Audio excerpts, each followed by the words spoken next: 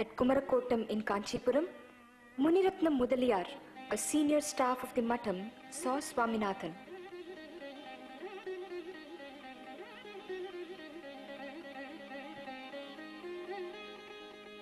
He asked him to accompany him immediately in a fast-moving cart to Kalavai and arranged another cart for the family.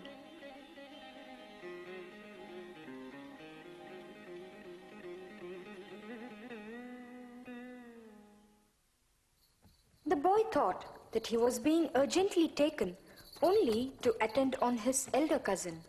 The staff slowly explained to him that his cousin also had attained Siddhi after only 8 days of initiation, and that Swaminathan himself was going to be installed as the 68th Shankaracharya.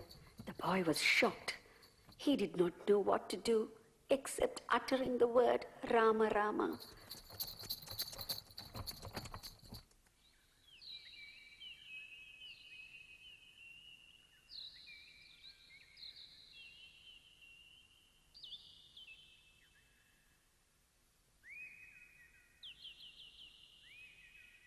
When he stood before the Adhishtanam of the 66th Shankaracharya, Swaminathan felt an inexplicable tranquility descending on him. With telegraphic consent from his father, procedural rituals were gone through. Jalashayam gatva snatva asmadashramat paramahamsashramam pravishami Om bhuhu sanyastam maya Om bhuvaha sanyastam maya Om suvaha sanyastam maya. He was installed as Pujya Shri Chandrasekharendra Saraswati Swamigal, the 68th Shankaracharya of the Kanchi Kamakoti Peetam, on 13th February 1907.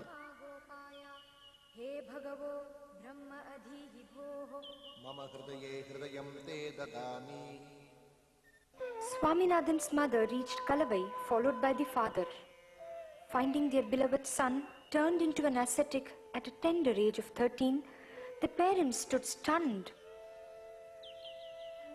But the charming sannyasi requested them to permit him to assume his new responsibility, which was obviously God's will. They never met him afterwards.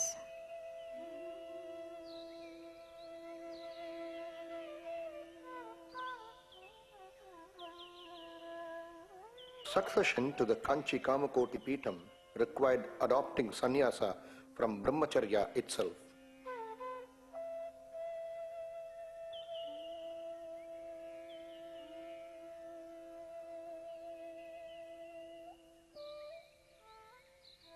On 9th May 1907, a grand spiritual coronation of the new Acharya was celebrated at Kumbakonam. After Abhisheka with waters from holy rivers, the young Acharya sat on the sacred silver throne and received homage from devotees. Then he worshipped at some temples. The first priority for the Acharya was learning the Vedas, Shastras and various classics from scholars. To avoid distraction by devotees, a secluded village, Mahendra Mangalam, was chosen for his stay for 3 years.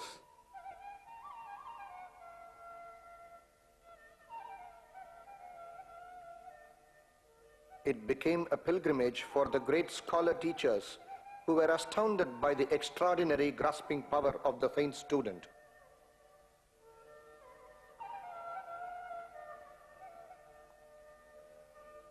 Such privileged teachers included learned giants like Mahamahopadhyaya Painganadu Ganapati Shastri, Mahamahopadhyaya Venkatasubba Shastri, Varahur Venkatrama Shastri, Mahamahopadhyaya Karungulam Krishna Shastri, and such others. With his love for the rich traditions of Tamil language, the Acharya studied its grammar and literature. Additionally, he was learning English, French, and Marathi languages on his own. With his deep interest in arts, particularly music, he enjoyed discussing its nuances. He was good in singing and playing veena.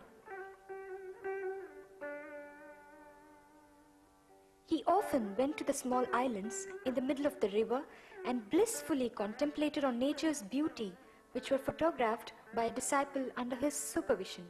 His interests included history, epigraphy, archaeology, astronomy, and sculpture. He used to visit Gangaikunda Shorapuram and study the sculptures and inscriptions. When he returned to Kumbakonam, he was fully equipped with knowledge needed for his high position as the head of an ancient spiritual organization.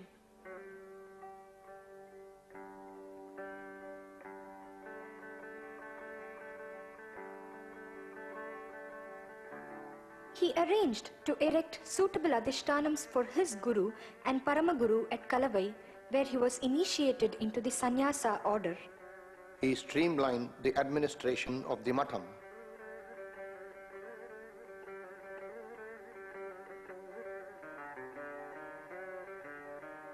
Even at 23, he loved academic discussions with pursuit of knowledge.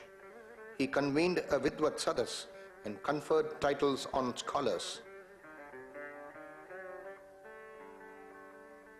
He arranged essay competitions on Dharma for students. Deserving students were given scholarships.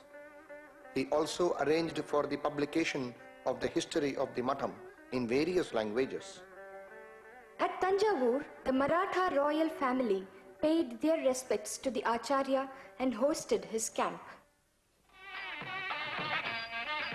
For the Kumbakonam Mahamaham festival, corresponding to the Kumbh Mela of North India, the Madras Muslim Youth Association sent 200 volunteers to help the gathering of devotees. In appreciation of this service, the Acharya gifted a silver cup to them.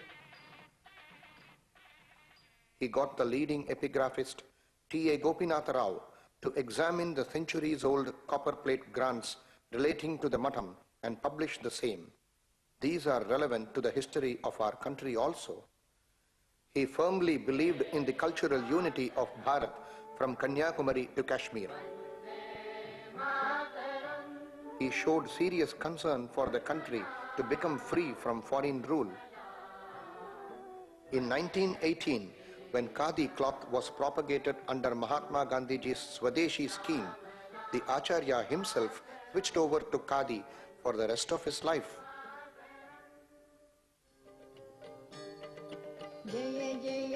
The Acharya started his Vijaya Yatra in 1919.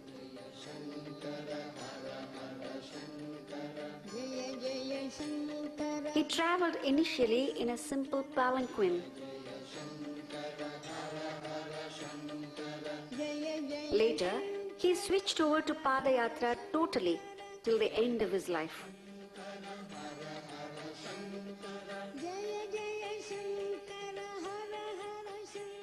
At Pattishwaram, the Acharya asked the revolutionary patriot Subramanya Shiva, who was afflicted with leprosy, to come close to him and blessed that the country would soon be free.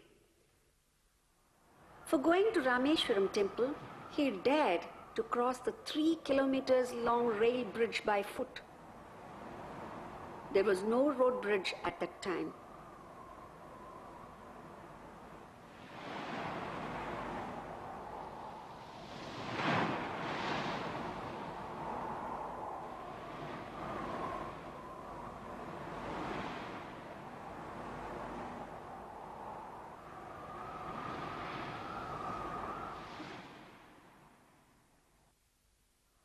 At Ch2, he gathered sand from the sea for immersion in river Ganga, which he reached 12 years later, a tradition rooted in the physical, psychic and religious unity of this country. Here, he gave khadi clothes to all his disciples.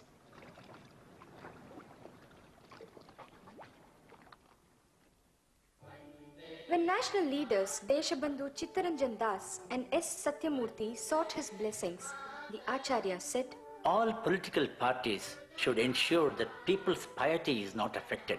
Though as a sannyasi, I cannot identify myself with any party, I certainly look forward to the country attaining freedom soon. I want not only the foreigners' rule to go, but also the foreign outlook of our people to go. The Congress leader Purushottam Das Tandon, as also Tej Bahadur Sapru, received his blessings. They marveled his knowledge and concern for public affairs.